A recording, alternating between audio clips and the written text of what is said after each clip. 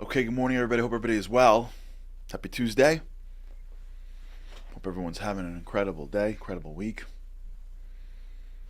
Spoke yesterday about the concept of thresholds.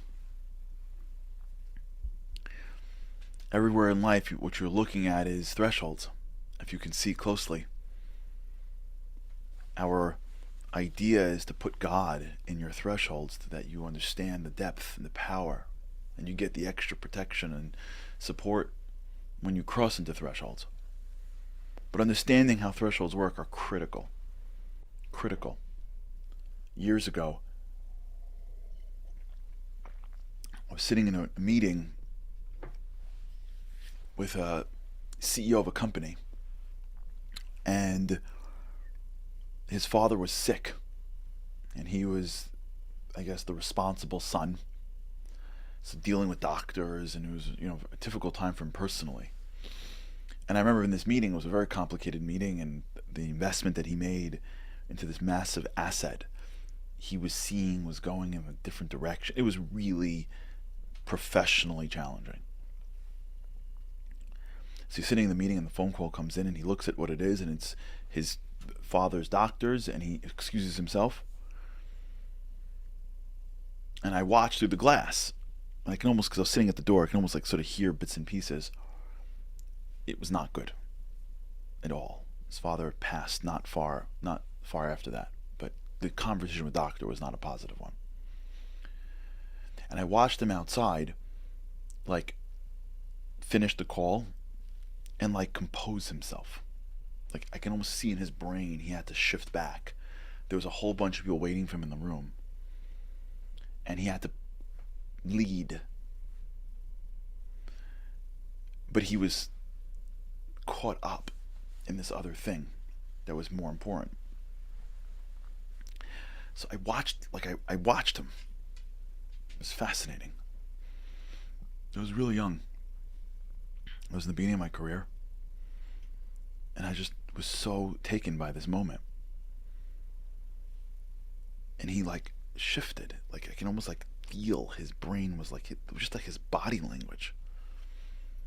Like, he took a deep breath, paused, he composed himself, like he just settled himself down. And then he opened the door, and like, his problems aren't everyone's problems.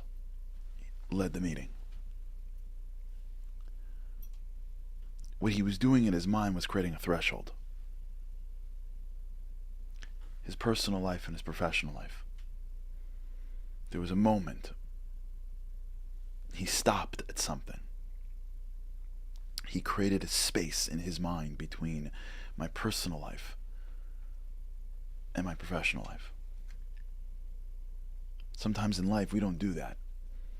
You come home after a long day and you bring your problems from work and you manifest it onto your family. You can't take it out on your coworkers, so you take it out on your family. You can't take it out on your boss, so you take it out on your kids. Or you leave your home and you're in that world, and then you get to work and you just pick up the phone and you call back home. And you spend the day at work, at home. Or you go somewhere, you have a wonderful, inspiring moment. And in that moment you find a piece of yourself. And that piece of yourself you want. You want that piece of yourself to last. But you don't know how to take it through the threshold. You don't know how to go to a threshold and say, hey, I'm here now. I'm about to go out there.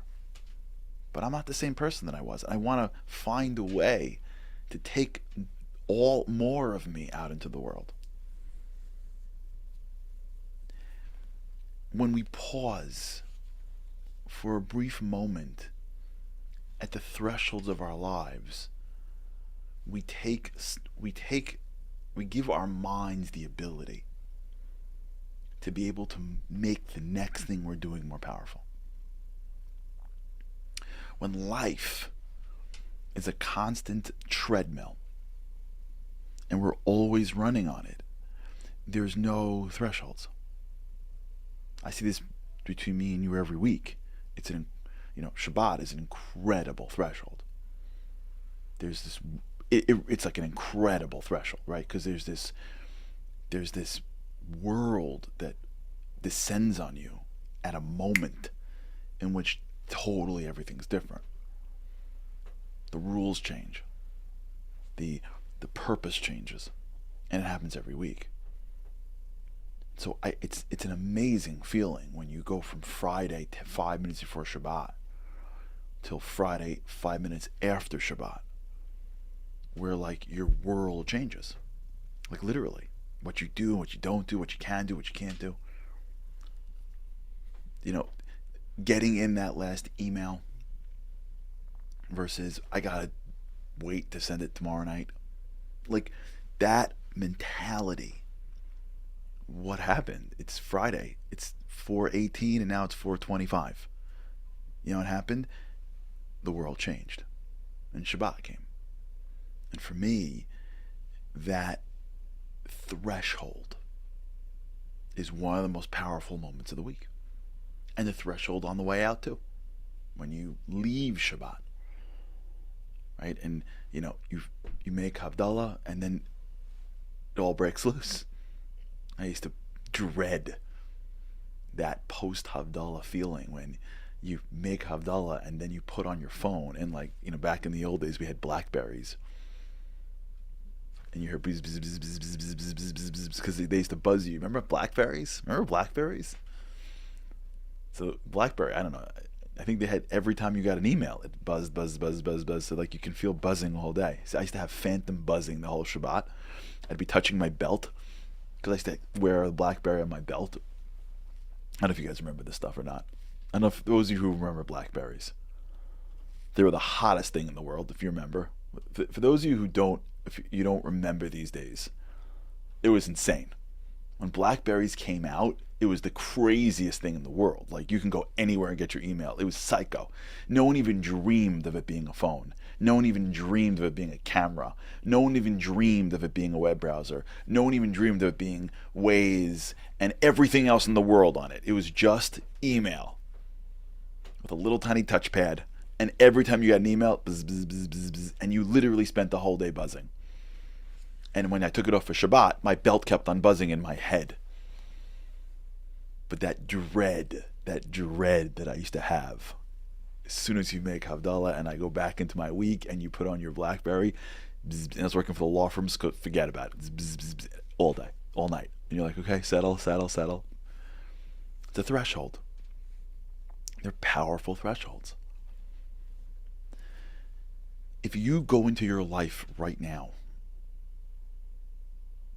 and you create thresholds, so that means you slow down a part of your day at strategic moments throughout your day to pause and to think about where you're from and where you're going, just for a moment.